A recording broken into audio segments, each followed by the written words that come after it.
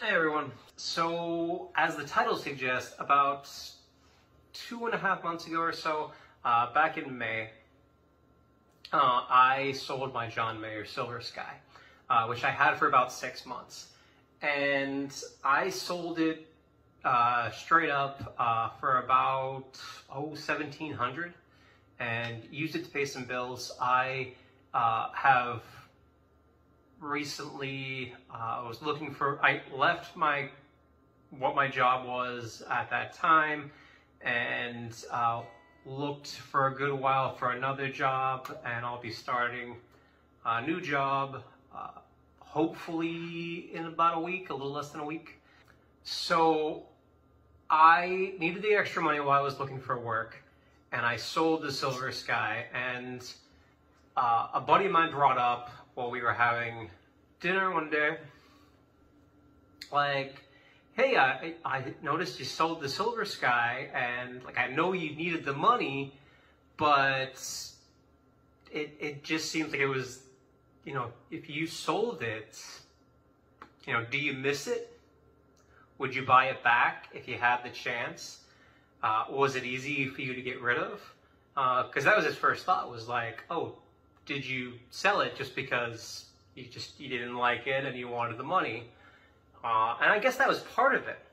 And I did like it, but I want to go through really quick, hopefully, some thoughts on why I wouldn't buy it back. And even if I had $2,000, you know, $2,300,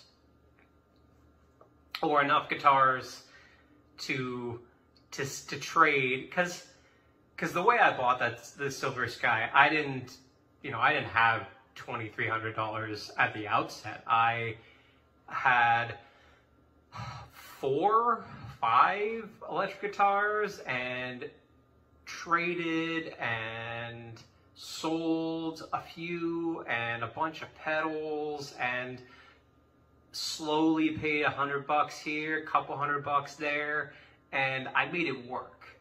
And so, which is one positive thing I will say about the Silver Sky, is that, like, I don't think, when you've been playing guitar as long as I have, I've been playing for almost 20 years, since I was like, I think I was 17, and I'm 36 now. I'll be 37 in January.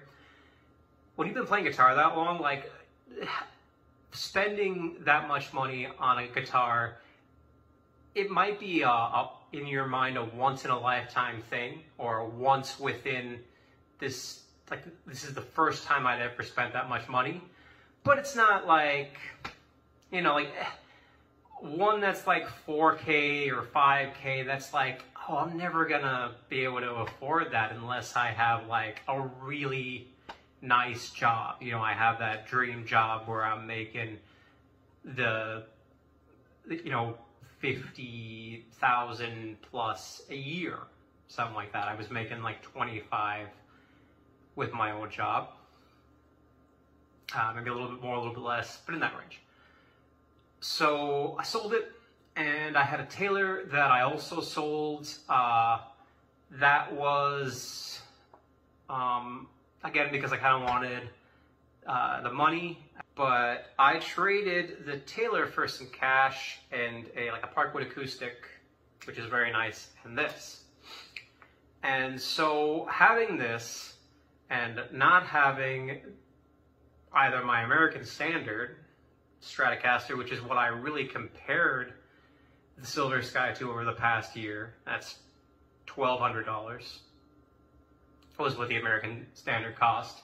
So not quite half the price of the PRS, but like close. And so really with that, let's get into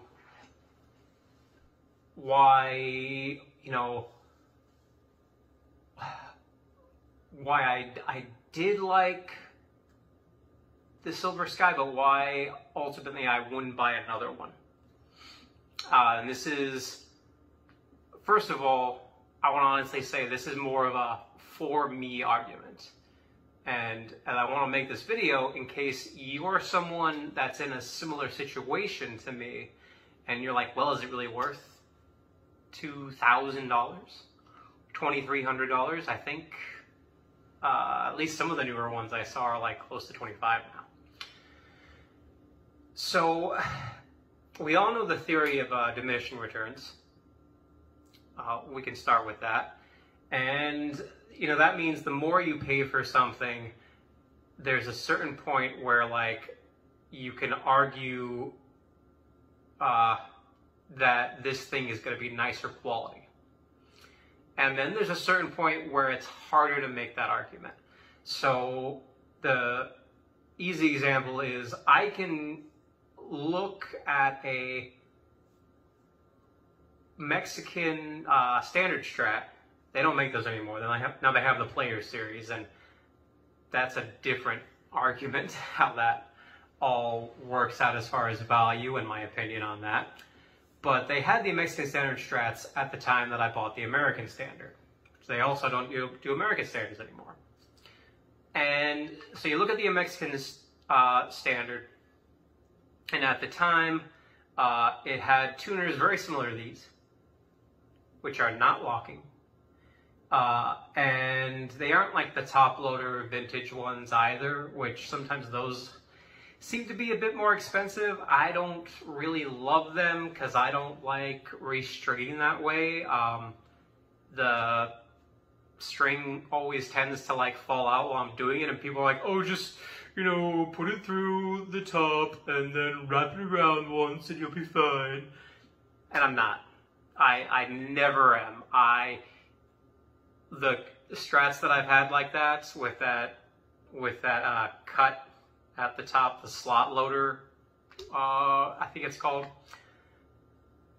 Yeah, I just get them professionally restrung when I can, and if I've had to, in like the moment, restring them, I've always had trouble. I've gotten it done, but I've always had trouble. So yeah, had tuners like this, had 6-point bridge like this, which is considered inferior to the like 2-screw, 2-point floating trem system that now like most Strats seem to have, but at that time it was like you had to get an American Standard to get that. And the pickups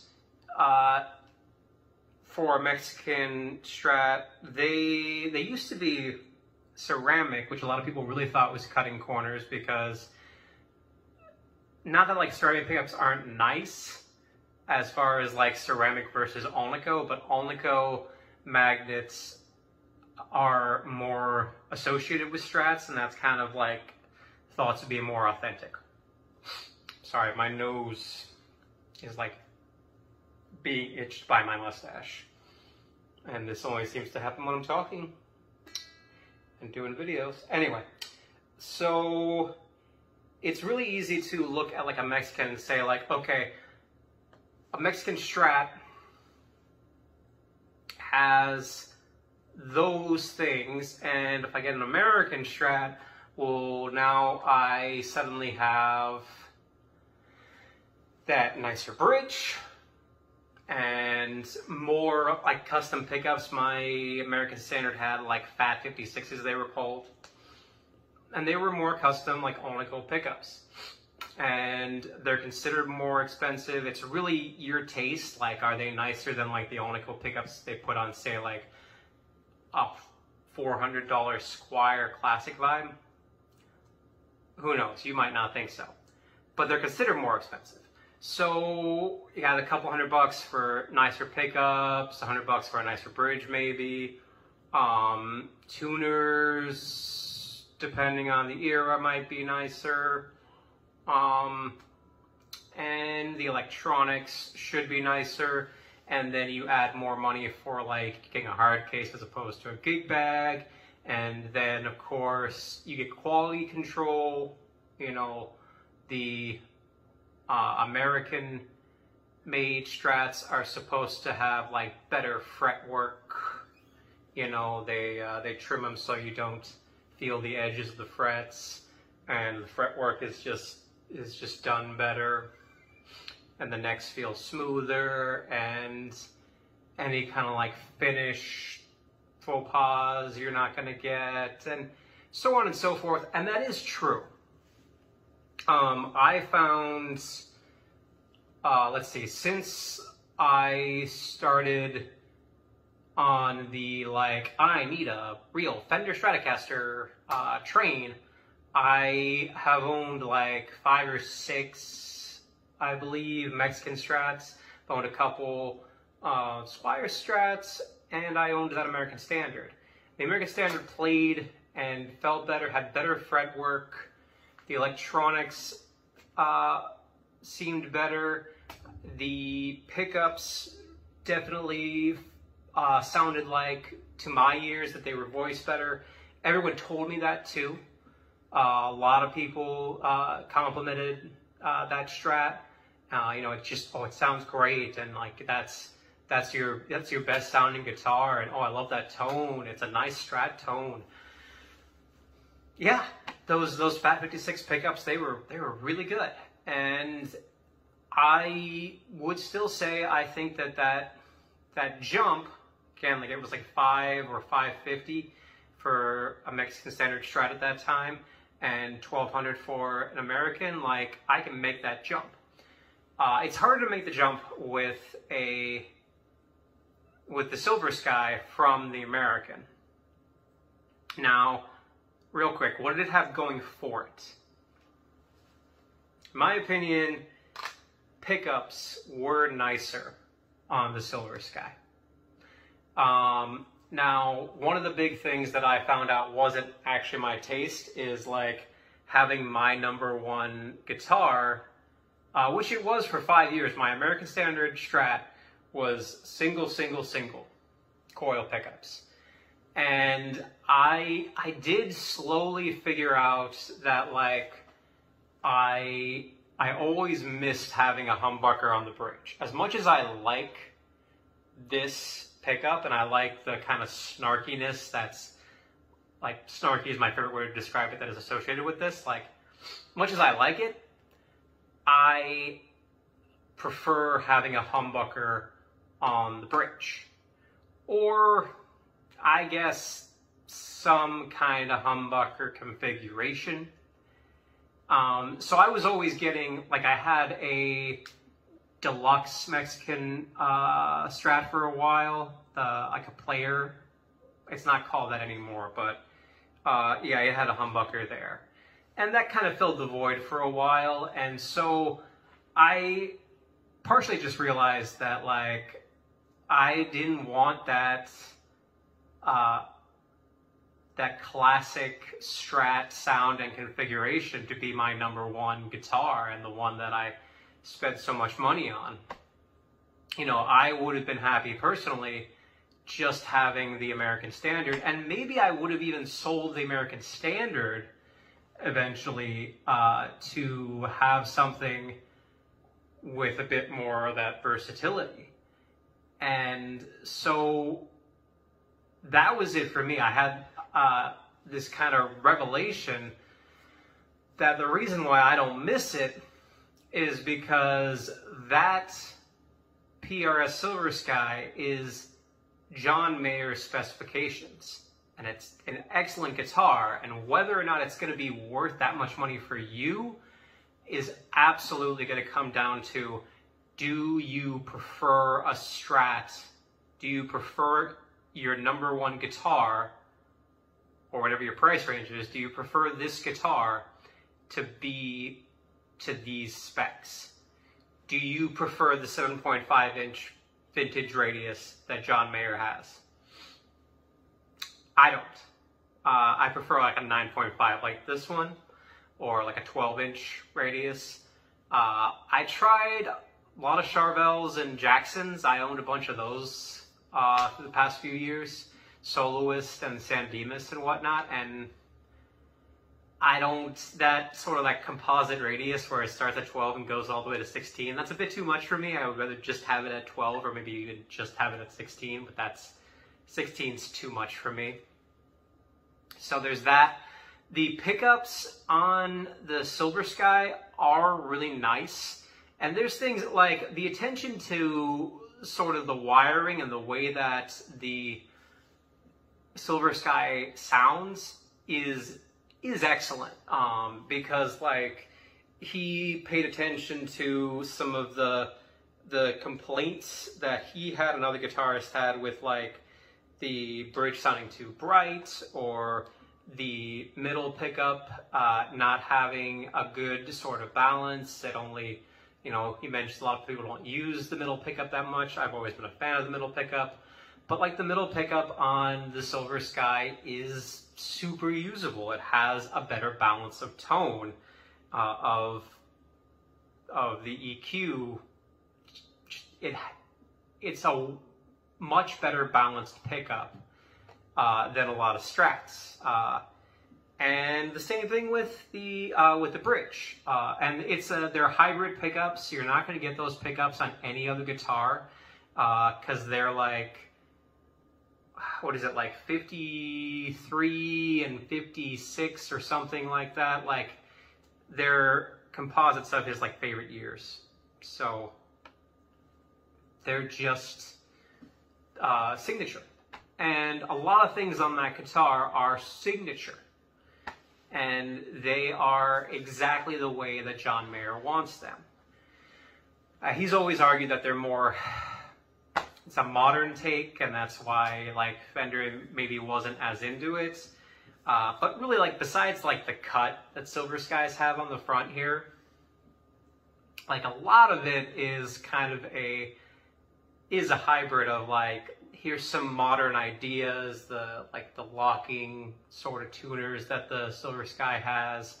The bridge is really nice and a bit more modern, and very like vintage specs, like the 7.5 inch radius and the pickups that are kind of a hybrid. You could argue that because they're a hybrid, that's a bit more modern, rather than just going with like this one sounds like a 56 and this one sounds like a 50 whatever Strat. But to wrap it up, for me, I don't see the Silver Sky being, for me, you know, worth that much more money. So the thing I'm gonna say with that is I think the realization that you have to say with a guitar like that is maybe it's not necessarily worth $2,300, but that's what you'll pay. Things are worth what people will pay. So have I tried other guitars since then that are maybe in that price range that I'm like, if I had that extra money, you know, and I didn't need to spend it on other things, you know, if I just could feasibly afford a guitar in that range, would I again? Yeah, there's probably ones between $1,500 and $2,000 that I would consider. I would try to go used and get a good deal and so on and so forth, but it was really just that particular guitar is John Mayer specifications, and if you get a signature guitar, you have to realize that. You know, otherwise, like, you know, maybe consider doing your own builds. As like Fender has like the mod shop, and you can do a lot of different things with that. That's like $1,800 or something like that. And then, I mean, yeah, try guitars of like all different kinds of ranges, and you might find out that you do disagree with me, and you think the Silver Sky is worth $2,300 for you. And if you do, that's great. I do think it was a neat guitar. But I would go for some kind of fat strat, some kind of super strat. Probably like an Ultra, or I don't even know what the highest, I don't know what they're calling the $1,600 or $1,800 strats right now. I think I'd be happy with something in that price range. If we're going to get a humbucker, I think I'd have to go for the Performer, which I think you can still get those for around $1,200. And that's about where I would stop. That'd be pretty perfect for me. Yeah. If you think this didn't make any sense, let me know in the comments. If you appreciated this, please like and subscribe. I want to do more videos like this in the future, and I want to do more just general music videos. All right, thanks guys. Have a good